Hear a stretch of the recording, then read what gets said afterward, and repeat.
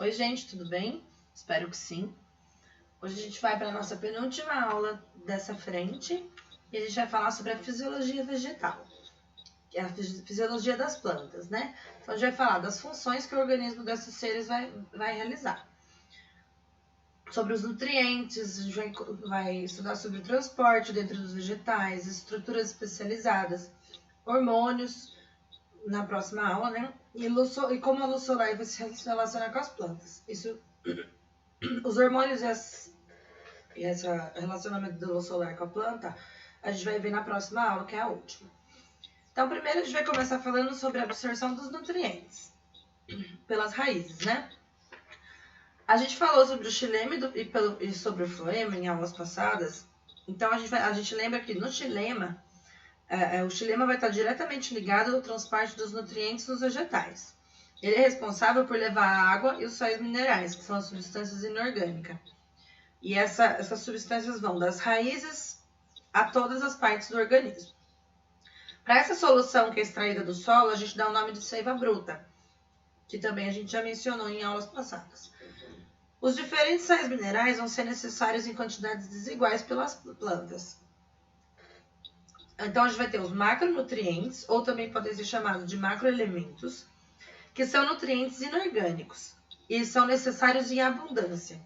Enquanto os micronutrientes, ou os microelementos, eles são necessários em pequenas quantidades. Já para chegar até o xilema, esses nutrientes e essa água, eles vão ser absorvidos na raiz, principalmente na zona dos pelos absorventes, que vão se deslocar em direção ao cilindro central por espaços existentes entre as células do parênquima, ou por difusão através dos citoplasmas celulares. A presença das estrias de Caspary na endoderme vai obrigar que a solução de água e sais minerais atravesse o citoplasma celular, o que impede uma eventual contaminação da planta. Ao chegar no cilindro central, a solução vai ser bombeada em direção aos traqueídeos e aos elementos de vaso.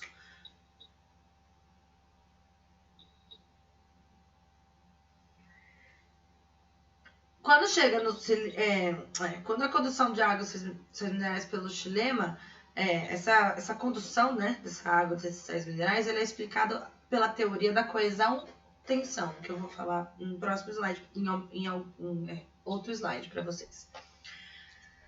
A seiva elaborada, que passa pelo floema, ela vai ser composta por substâncias orgânicas que são derivadas da fotossíntese. Então, ela é conduzida das folhas até as raízes através do floema, que é o vaso. A importância desse vaso condutor pode ser demonstrada se a gente retirar um anel da casca de uma árvore, né, que é chamado de anel de Malpighi, que ele é composto por periderme, parênquima e floema. Quando a gente faz isso, a gente rompe a continuidade dos vasos floemáticos e a gente impede que essa substância orgânica produzida nas folhas chegue até as raízes, causando a morte dela, né? Após algumas semanas, a gente pode verificar nesse anel de Malpighi um inchaço na região superior, causado pelo acúmulo de substância orgânica no local.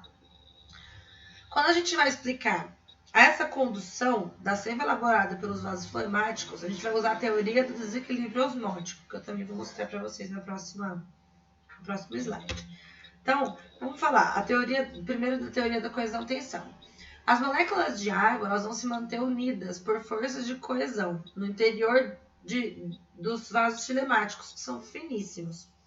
Isso vai formar uma coluna líquida contínua das raízes até as folhas.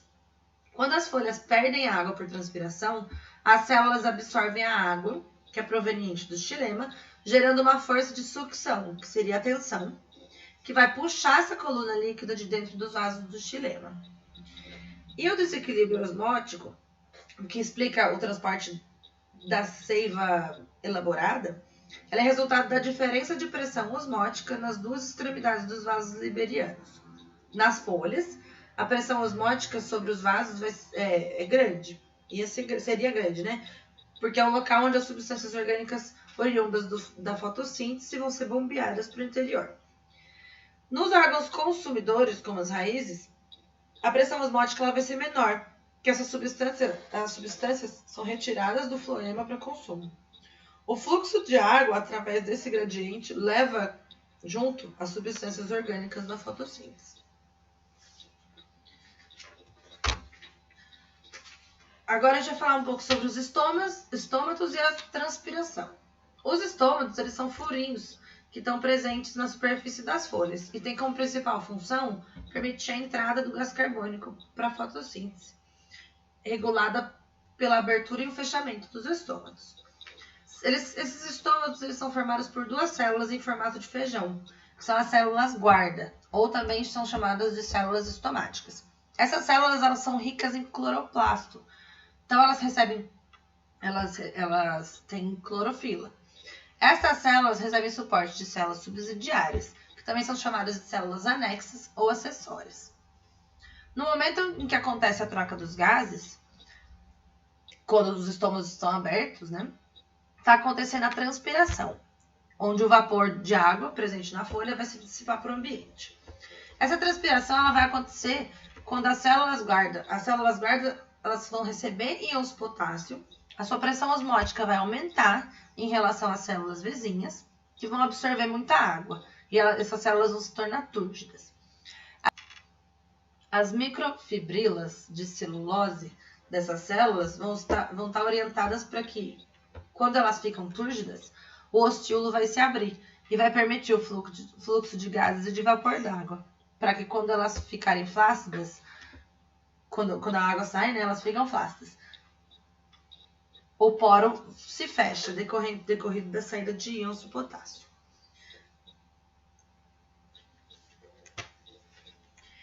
Existem alguns fatores ambientais que podem influenciar a abertura dos estômatos, como a intensidade luminosa, a concentração de gás carbônico e a quantidade de água, né, que seria o suprimento hídrico.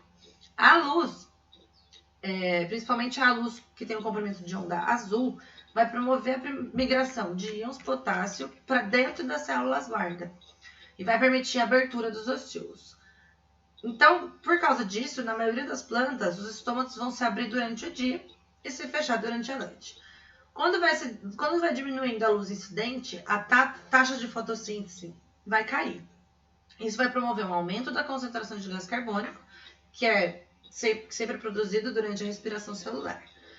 Como o mesófilo, que é a parte do meio da folha, que tem gás carbônico suficiente para a fotossíntese. Aí os estômatos vão se fechar até que esse gás carbônico seja consumido.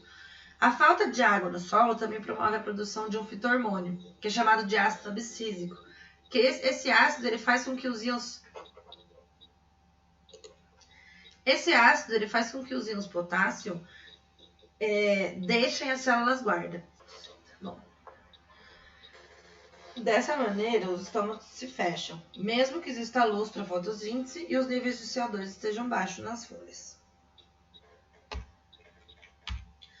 Na próxima aula, a gente vai falar sobre os fito-hormônios e sobre o fotoperiodismo. Espero que vocês tenham entendido. Qualquer coisa, na quarta-feira a gente tem monitoria das 10 ao meio-dia. Muito obrigada. Até a próxima.